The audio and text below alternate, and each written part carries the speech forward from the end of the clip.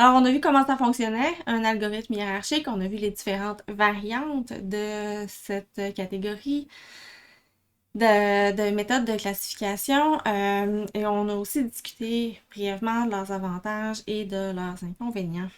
On va maintenant regarder comment on utilise R pour mettre en œuvre les méthodes hiérarchiques.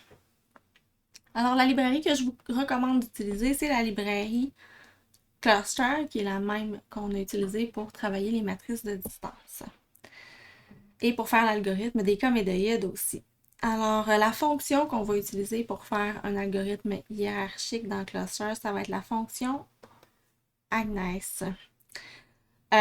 Donc, on utilise cette fonction-là, on lui donne notre matrice de distance qui a été conçue comme on l'a vu dans les vidéos sur les mesures de distance. Donc, on lui donne la mesure de distance qu'on a généralement fait avec la fonction des i. Et puis ensuite, on va lui spécifier la méthode qu'on veut utiliser. Donc ici, je spécifie la méthode average pour la méthode de la moyenne. Si je voulais utiliser la méthode du plus proche voisin, je spécifierais méthode est égale à single.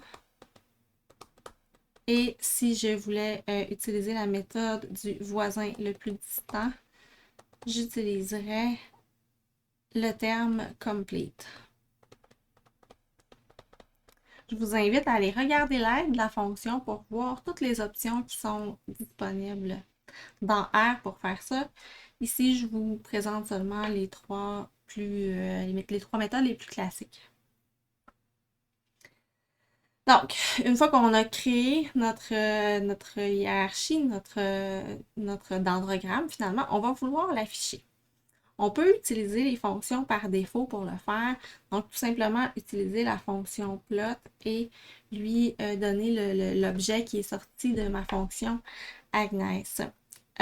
Donc, ça va vous donner un graphique, un dendrogramme qui ressemble à celui-là et que vous allez pouvoir analyser pour déterminer le nombre de groupes que vous allez prendre. Donc, c'est bien comme ça, mais on peut parfois vouloir aller un petit peu plus loin dans la visualisation ou dans les améliorations graphiques un peu pour visualiser notre dendrogramme.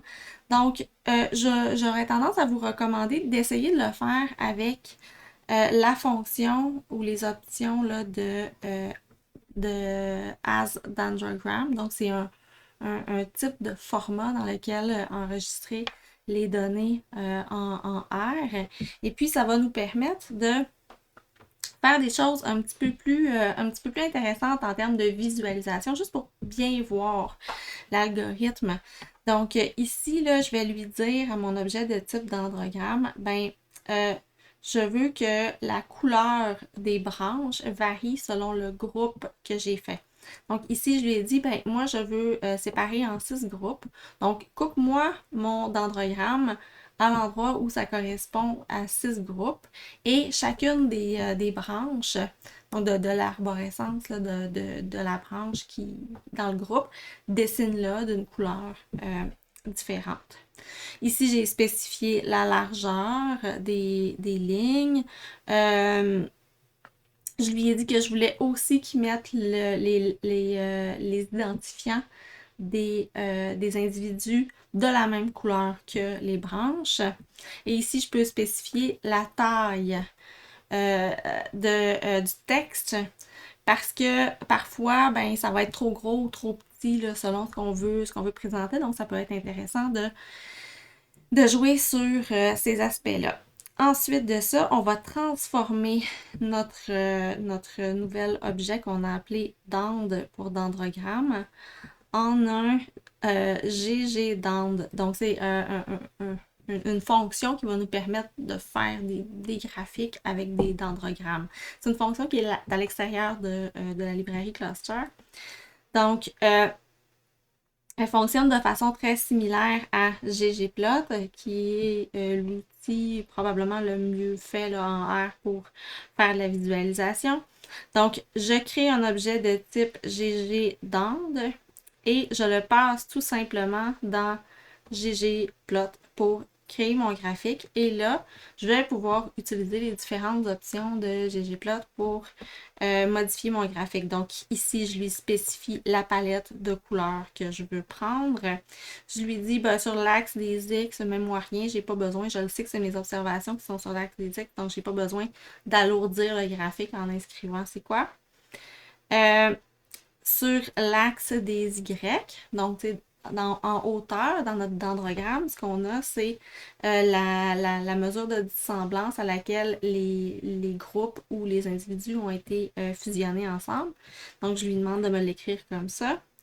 Je peux lui donner le titre et je peux lui dire à quelle échelle. Donc, on pourrait choisir ici là, de zoomer, par exemple, sur une partie du dendrogramme pour aller décrire, pour aller analyser une sous-partie en particulier, ce qui peut être utile quand on a des gros dendrogrammes. Alors, voici ce que ça donne. Donc, j'ai pris le jeu de données sur les préférences de styles musicaux. Et puis, on a quelque chose qui ressemble à ça. Donc, vous voyez là, pour l'algorithme hiérarchique qui utilise la moyenne comme mesure de distance entre les groupes. Donc, si je le coupe à 6 groupes, comme ça me donne le dendrogramme qui est ici. Alors, vous voyez que j'ai une couleur par groupe. Ça facilite la visualisation, tout simplement. Là, c'est pas quelque chose de nécessaire, mais c'est un peu plus facile à présenter et à visualiser. Donc, j'ai une couleur par groupe et les numéros de mes individus là, sont de la même couleur que le groupe. Ça aide à interpréter parfois un peu. Alors, vous voyez ce que ça donne pour la méthode de la moyenne du plus proche voisin et du voisin le plus distant. Et vous pouvez voir que, en fait, le résultat qui est obtenu varie vraiment en fonction de la méthode. Donc, vous voyez par exemple la méthode du plus proche voisin qui a cette fois-ci créé deux très grands groupes, ici et ici. Donc, les deux grands groupes là, sont plus grands qu'avec les deux autres méthodes. Hein. Et puis, on voit qu'elle a laissé des petits individus là, un peu tout seuls, satellites, autour des grands groupes. Donc, ça fait partie des caractéristiques de la méthode du plus proche voisin. Ici, là, ça n'a pas créé un grand groupe, mais deux grands groupes. Donc, ça correspond quand même là, à ce que... c'est ça, aux caractéristiques de cette méthode-là. Vous voyez qu'avec la méthode de la moyenne et du voisin le plus distant, on a des groupes qui sont beaucoup plus équilibrés. Mais on remarque que dans les trois méthodes, nous isolent les observations 41, 42 et 44. On les voit ici et on les voit aussi ici. Donc, ces observations-là, peu importe la méthode qu'on a choisie, l'algorithme les a mis complètement à part et tout seul à part. Donc, pour moi, ça, c'est une indication que ça, c'est un groupe qui est très, très net, qui se distingue vraiment bien des autres. Pour le reste, ce qu'il faut faire, c'est qu'il faut analyser les groupes, les décrire pour voir lesquels correspondent le mieux à notre besoin. Donc, une fois qu'on a fait ça, on va extraire les groupes et on va faire ça avec la fonction cutTree à laquelle on va donner notre objet qui sortait de la fonction Agnes. Donc, ça ici, ça sort de la fonction Agnes et on lui spécifie le nombre de groupes qu'on veut.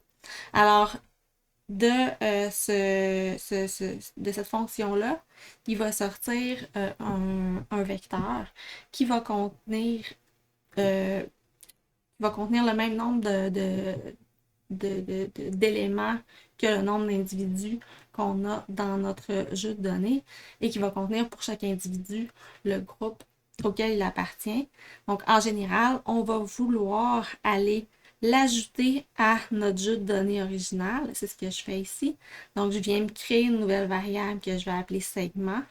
Et cette variable-là contient, et je l'ai mis sous forme de facteur parce que ce n'est pas une variable continue, le numéro du groupe. La fonction va nous donner un numéro, mais un numéro, c'est pas nécessairement une variable continue dans ce cas-ci. Il n'y a pas d'ordre entre nos groupes. Donc, je le transforme en facteur, mais dans ce facteur-là, ce qu'il va avoir, c'est mes numéros de groupe pour chaque individu. Ensuite, ben, il faut faire des statistiques descriptives sur nos groupes. Puis ça, il faut le faire aussi pour choisir les groupes, pour choisir le nombre de groupes, pour choisir la méthode. Maintenant, faire des statistiques descriptives sur les groupes, là, il y a plein de façons de le faire. OK? On pourrait faire des ben, ici, moi, je fais des diagrammes à boîte parce que j'aime bien travailler avec les diagrammes à boîte, mais on pourrait travailler avec tout simplement des tableaux qui nous présenteraient des moyennes et des variances. On pourrait travailler avec des histogrammes, avec, bref, tous les outils là, de statistiques descriptives et de visualisation que vous pouvez imaginer. Euh, donc, moi, ce que j'aime bien faire, c'est que je regarde mon dendrogramme comme ça et je peux voir les différents groupes ici, les valeurs qu'ils obtiennent pour les variables qui sont continues, donc pour les notes de musique. Et j'ai ici mes variables catégorielles qui sont dans le tableau. Donc, par exemple, le groupe 1, qu'on prendrait ici. Donc, le groupe 1, ben, ce sont uniquement des femmes. Et puis, le groupe 1, ça va être le groupe qui est juste ici. Donc, le premier qui est là. Ça va être uniquement des femmes. J'ai 11 femmes dedans qui écoutent parfois la radio, donc pas souvent ni jamais. Là. La plupart d'entre eux l'écoutent parfois. La musique qu'ils préfèrent, ben, c'est clairement là, les musiques 1, 2 et 3 qui sont ici. Et puis vraiment, là, M9, là, la musique de type 9, ben, il faut vraiment pas leur passer ça. Pour les autres, on éviterait probablement aussi de, si c'est le groupe qu'on choisissait de cibler dans notre offre, par exemple, ben on éviterait de leur passer de la musique de type M7 aussi. Donc ça, on l'éviterait. Probablement que celle-là, on l'éviterait aussi. Donc, on jouerait essentiellement du M1, M2, M3, mais de temps en temps, pour varier un peu l'offre musicale, ben, on pourrait aller aussi là, avec du M5, M6 et M8. Donc voilà, ça ressemble à ça, ce que j'aurais fait moi pour décrire les groupes, mais c'est ça, en termes de statistiques descriptives, là, vous pouvez vraiment utiliser tous les outils que vous voulez. Là, c'est relativement facile parce qu'on n'a pas trop de variables. En pratique, on va souvent avoir beaucoup plus de variables que ça. Alors, ça va devenir un peu lourd, un peu difficile d'interpréter les groupes. Dans ce contexte-là, ce qui va beaucoup nous être utile, ça va être d'utiliser les méthodes d'analyse factorielle avant même de faire notre groupement d'ailleurs, pour arriver à mieux décrire nos groupes. Donc, on va parler plus tard de l'utilisation des méthodes factorielles avant d'utiliser les algorithmes de classification.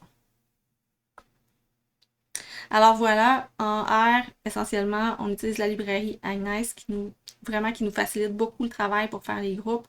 Et puis, on va utiliser les dendrogrammes de R pour améliorer la visualisation et ensuite décrire les groupes.